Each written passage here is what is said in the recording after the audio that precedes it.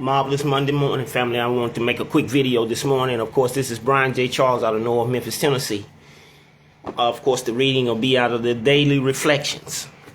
Today is March 23rd. Big day there in Memphis. The Most Honorable Donald J. Trump will be there meeting with some of the officials there who are in control, really. Not these ones who had been in control, who had ran the city in the ground, basically. Used the city as their own personal fiefdom. Stole the city blind.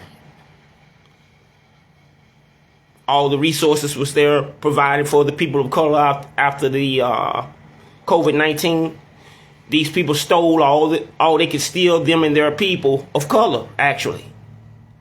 The Negroes who they have in certain positions who are rubber stamped the treachery. So Brian J. Charles and his missus are still up fighting for their very lives, trying to get my life free from this demonic entity, ex-Shelby County District Attorney Amy Wyrick, a vicious criminal. And she have criminals in every city that she works with. She has been like what you would call a tornado in people's lives, destroying them. Then they looking upside my head once they get destroyed like I'm doing something wrong for fighting for my life. Show you you're dealing with incompetent, degenerate people. But this is who you need when you're doing domestic terrorism and you're doing criminal enterprises, public corruption. You need people who are willing to do anything for a dollar bill and sexual favors. So I'm not going to get off on a long, drawn-out spiel on that. I'm going to make this daily reflection. I'm going to read this daily reflection and see what we can get out of it, if anything in regards to me conveying it, but the words speak for themselves. And no more reservations is the heading today. Hold it, baby, please. No more reservations. We have seen the truth again and again. Once an alcoholic, always an alcoholic. If we are planning to stop drinking, there must be no reservation of any kind, nor any lurking notion that someday we will be immune to alcohol. To be gravely affected, one does not necessarily have to drink a long time nor take the quantity some of us have. This is particularly true of women. Potential female alcoholics often turn into the real thing and are gone beyond recall in a few years. Of course, this is Alcoholics Anonymous, page 33. These words are underlined in my book. They are true for men and women alcoholics. On many occasions, I've turned to this page and reflected on this passage. I need never fool myself by recalling my sometimes differing drinking patterns, or by believing I am cured. I like to think that if sobriety is God's gift to me, then my sober life is my gift to God. I hope God is as happy with his gift as I am with mine.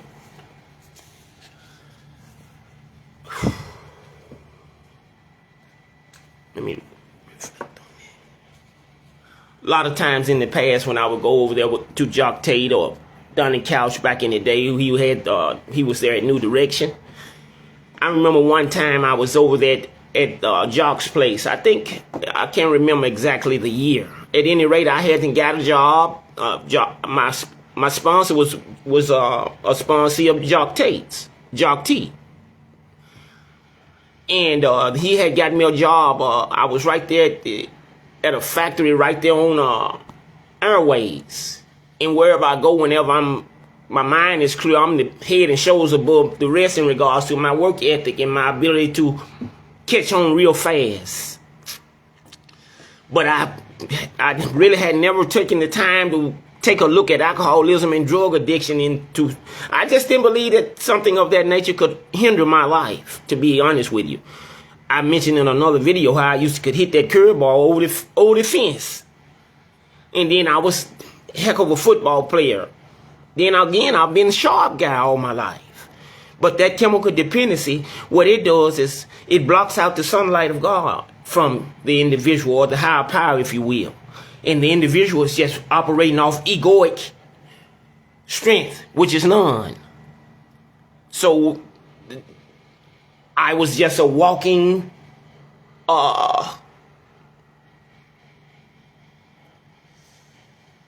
ego trying to run the whole show, and it's impossible. Just like I rested last night. My body, I just had to go and release waste. from my body. Some people can't release waste because something goes on within their bodies that prevents it from happening. So these people are, of course, you're going to die off if your body's not processing the waste properly. So we call those involuntary actions of the system. It works by itself. Biologically, it's just the system supposedly works by itself. But we know that it's a power that governs all life. And this power, again, is able to do anything but fail. But unfortunately, the alcoholic drug addict, they believe that they're the power.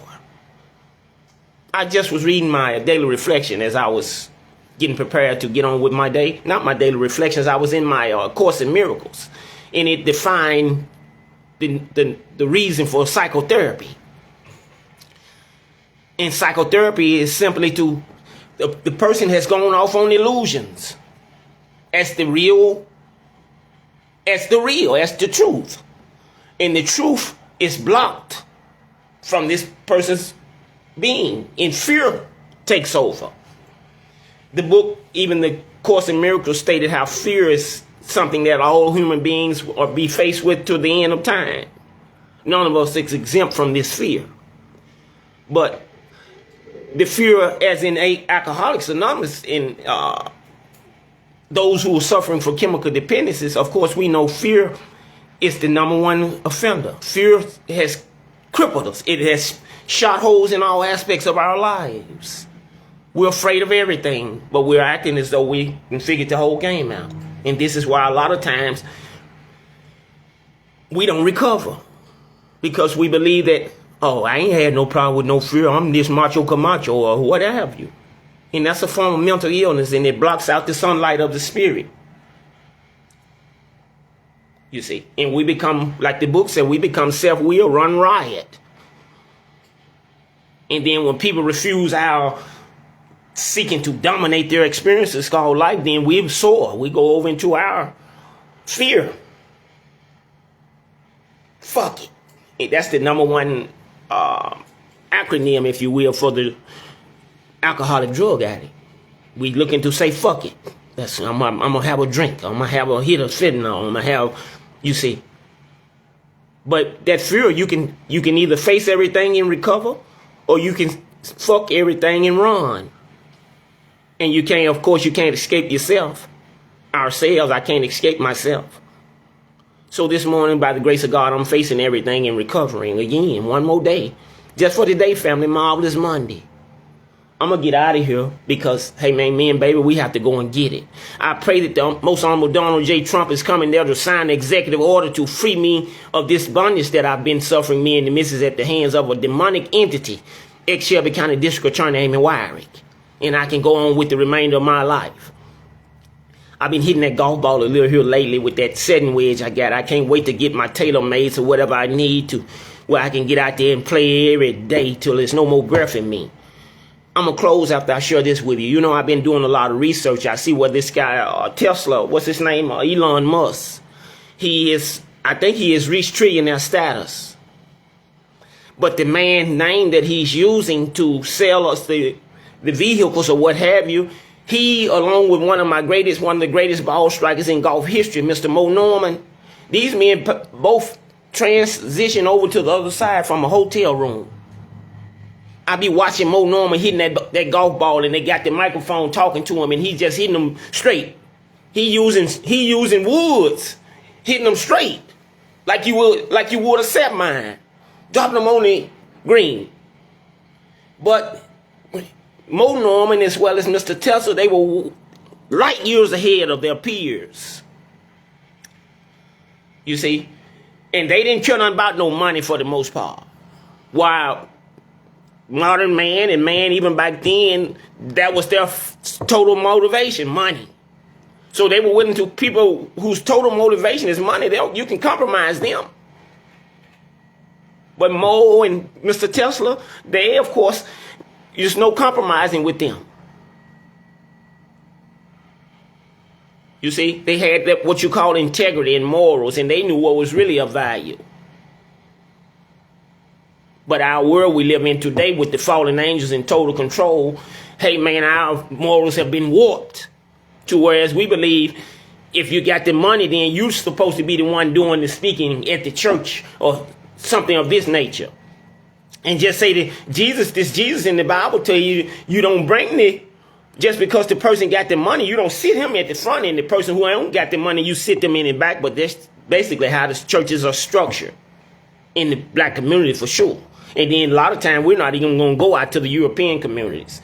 Oh, I'm gonna say this. Rest in peace to the gentleman who died recently, the Baptist minister out there in Germantown. I saw where he got out of here. I hope he was able to repent, because they were molesting those children out there. And then when they came to him and questioned him, he said that he didn't know he was supposed to report this. I pray that he made peace with the maker, with his maker. But we can't make these kind of decisions and then look to live long, healthy lives. We've been had all the cake and ate it too here on the earth plane. Did everything we can do. Now we looking to finish strong. No, you done already did your strong in the treachery. So I'm not going to do a whole lot of speaking on that, but he got out of here recently. Me and baby, we grateful to be alive. She right here. I'm finna have my coffee. And man, I'm finna get out of here, and I got to go and get it again. I'm praying that this ordeal, this nightmare, this domestic terrorism is coming to a close on today. And I can go on with my life, because I have a lot to offer the world. I'm no shiftless, no good throwaway. So I'm out here, man. You guys be blessed on today. Little Brian will be leaving to do the same, family. Peace. Peace.